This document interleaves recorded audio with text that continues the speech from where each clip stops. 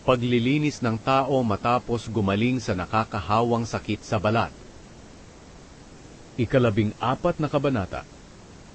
Ito ang mga tuntuning ibinigay ng Panginoon kay Moises tungkol sa paglilinis ng taong gumaling sa malubhang sakit sa balat. Pagkatapos maipahayag ng pari na ang tao'y gumaling na sa kanyang sakit, lalabas ang pari sa kampo at susuriin niya ang katawan ng taong iyon. Kung gumaling na nga siya sa kanyang sakit, magpapakuha ang pari ng 2 malinis na ibong buhay, isang putol na kahoy na sedro, panaling pula, at isang kumpol ng halaman na isopo. Papatayin ng pari ang isang ibon sa ibabaw ng palayok na may tubig na galing sa isang bukal. Pagkatapos muli siyang kukuha ng buhay na ibon, kahoy na sedro, taling pula, at halamang isopo, at ilulubog lahat sa tubig na may dugo ng pinatay na ibon. At ang tubig na may dugo ay kanyang iwiwisik ng 7 beses sa taong gumaling sa kanyang sakit sa balat, at kanyang ipapahayag na magaling na ang taong iyon. At pagkatapos, pakakawalan ng pari ang buhay na ibon sa bukid. Pero bago siya ituring na malinis, kinakailangang labhan muna niya ang kanyang damit, magpaahit ng kanyang buhok at balahibo, at maligo. Pagkatapos nito, maaari na siyang pumasok sa kampo, pero hindi pa rin siya makakatira sa loob ng kanyang tolda sa loob ng 7 araw. Sa ika-7 araw, muli niyang ipapaahit ang kanyang buhok at balahibo, lalabhan ang kanyang damit, at maliligo. Sa ika-8 araw, kinakailangang magdala siya ng 2 lalaking tupa at isang babaeng tupa na 1 taong gulang at walang kapintasan.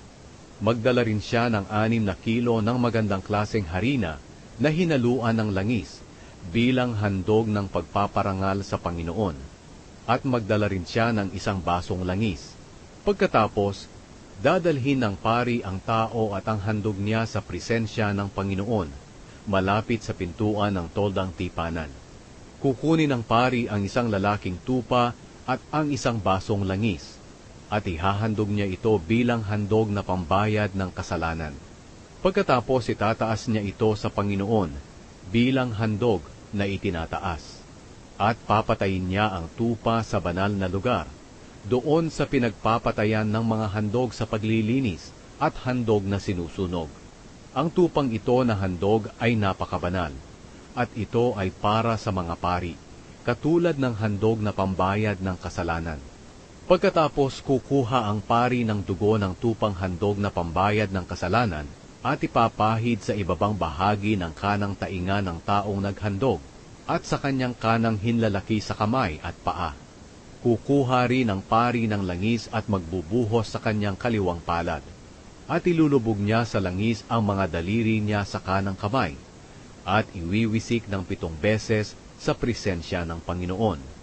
Ang ibang langis sa kanyang palad ay ipapahid niya sa ibabang bahagi ng kanang tainga at kanang hinlalaki ng kamay at paa ng taong pinahiran niya mismo ng dugo. Ang natitira pang langis sa palad ng pari ay ipapahid niya sa ulo ng taong iyon, at sa kanya ihahandog ang handog sa paglilinis. Pagkatapos nito, papatayin ng pari ang handog na sinusunog, at ihahandog niya ito sa altar, pati ang handog ng pagpaparangal. Ganito ang gagawin ng pari sa presensya ng Panginoon, para matubos ang karumihan ng tao at magiging malinis siya. Pero kung mahirap ang tao at hindi niya kayang maghandog ng mga ito, magdala na lang siya ng 1 lalaking tupa bilang handog na pambayad sa kaniyang kasalanan. Itataas niya ang handog na ito sa Panginoon para matubos siya sa kaniyang kasalanan. Magdala rin siya ng 2 kilo ng magandang klaseng harina na may halong langis bilang handog ng pagpaparangal sa Panginoon, at magdala pa siya ng 1 basong langis. Magdadala rin siya ng 2 kalapati o 2 ibon na bato-bato. Alinman ang kanyang makakayanan sa mga ito, ang isa'y bilang handog sa paglilinis, at ang isa naman ay bilang handog na sinusunog. Sa ika-8 araw, ang lahat ng handog na ito'y dadalhin niya sa presensya ng Panginoon, malapit sa may pintuan ng toldang tipanan, at ibibigay niya ito sa pari. Kukunin ng pari ang tupang ihahandog bilang pambayad ng kasalanan at ang isang basong langis. At itataas niya iyon sa presensya ng Panginoon bilang handog na itinataas. Pagkatapos papatayin niya ang tupa at kukuha siya ng dugo nito at ipapahid sa ibabang bahagi ng kanang tainga ng taong nililinis at sa hinlalakin niya sa kanang kamay at paa. Pagkatapos maglalagay ang pari ng langis sa kanyang kaliwang palad at ilulubog niya sa langis ang mga daliri sa kanang kamay at iwiwisik ng 7 beses sa presensya ng Panginoon. Ang ibang langis sa kanyang palad ay ipapahid niya sa ibabang bahagi ng kanang tainga ng taong nililinis at sa hinlalaki nito sa kanang kamay at paa, doon mismo sa pinahiran ng dugo. Ang natirang langis sa palad ng pari ay ipapahid sa ulo ng tao. Pagkatapos, ihahandog ng pari ang 2 kalapati o 2 ibon na bato-bato. Ang isa'y handog sa paglilinis at ang isa'y para sa handog na sinusunog. Ihahandog din niya ang handog ng pagpaparangal. Sa pamamagitan ng gagawing ito ng pari sa presensya ng Panginoon, maaalis ang karumihan ng tao. Ito ang mga tuntunin tungkol sa paglilinis ng taong may sakit sa balat at kung ano ang dapat niyang gawin kung hindi niya kaya ang handog sa paglilinis. Ang mga tuntunin tungkol sa mga amag na kumakalat sa bahay. Ito ang sinabi ng Panginoon kina Moises at Aaron tungkol sa dapat gawin kung patutubuin ng Panginoon ang mga amag sa kanilang mga bahay kapag sila'y nasa Kanaan na, ang lugar na ibibigay ng Panginoon sa kanila bilang pag-aari. Kung mapuna ng may-ari ng bahay na nagkakaamag ang kanyang bahay, dapat niya itong sabihin sa pari. At bago pumasok ang pari sa bahay na iyon, ipag-uutos niyang ilabas lahat ang kagamitan sa loob ng bahay, dahil baka pati iyon ay maibilang na marumi. Pagkatapos papasok ang pari sa bahay at titingnan niya ang amag.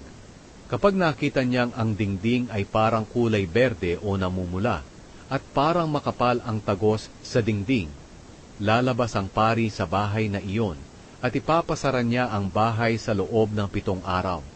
Sa ika-7 araw, babalik ang pari at muling titingnan ang amag sa bahay. At kung iyon ay kumalat pa sa ibang bahagi ng dingding, ipapatanggal niya ang mga dingding na may amag at ipapatapon sa labas ng bayan, doon sa pinagtatapunan ng mga bagay na itinuturing na marumi. At ipababakbak niya ang lahat ng bahagi ng dingding sa loob ng bahay. At ang lahat ng binakbak ay ipapatapon din niya sa labas ng bayan, doon sa lugar na pinagtatapunan ng mga bagay na itinuturing na marumi. At ipag-uutos niya na palitan ang lahat ng bahagi ng dingding na tinanggal. Pero kung pagkatapos nito'y muling magkaamag ang bahay, pupuntahan niyang muli ang pari at muling ipapasuri ito. Kung ang amag ay kumakalat, ituturing na marumi na naman ang bahay na iyon dahil pabalik-balik ang amag sa bahay. Kaya dapat nang gibain ang bahay at ang mga gamit nito'y ipatapon sa labas ng bayan, doon sa lugar na pinagtatapunan ng mga bagay na itinuturing na marumi. Ang sinumang pumasok sa bahay na iyon na ipinasara ay ituturing na marumi hanggang sa paglubog ng araw. At ang sinumang kumain o matulog sa bahay na iyon ay kinakailangang maglaba ng kaniyang damit. Pero kung sa pagsusuri ng pari ay hindi na nagkaamag ang bahay, pagkatapos palitan ang mga bahagi ng dingding na may amag, ipapahayag ng pari na malinis na ang bahay dahil wala ng amag. At para maituring na malinis ang bahay, kinakailangan ng pari ang 2 ibon, kahoy na sedro, pulang panali, at halamang isopo. Papatayin niya ang 1 ibon sa ibabaw ng palayok na may tubig mula sa bukal, at kukunin niya ang kahoy na sedro, ang pulang panali, halamang isopo, at ang buhay na ibon. At ilulubog niyang lahat ito sa tubig sa palayok na may dugo ng ibong pinatay. At ang tubig na may dugo ay iwiwisik niya ng 7 beses sa bahay. Kaya sa pamamagitan ng dugo ng ibon, tubig na galing sa bukal, buhay na ibon, kahoy na sedro, halamang isopo, at ng pulang panali, malilinis ng pari ang bahay. Pagkatapos, pakakawalan niya ang buhay na ibon sa labas ng bayan. Ganito ang paraan na gagawin ng pari para maalis ang karumihan sa bahay, at magiging malinis na ito. Ito ang mga tuntunin tungkol sa sakit sa balat na nakakahawa at kumakati, o namamaga, o may butlig o namumuti, at tungkol sa amag ng damit at amag sa bahay. At sa pamamagitan ng mga tuntuning ito, malalaman ninyo kung alin ang malinis at marumi.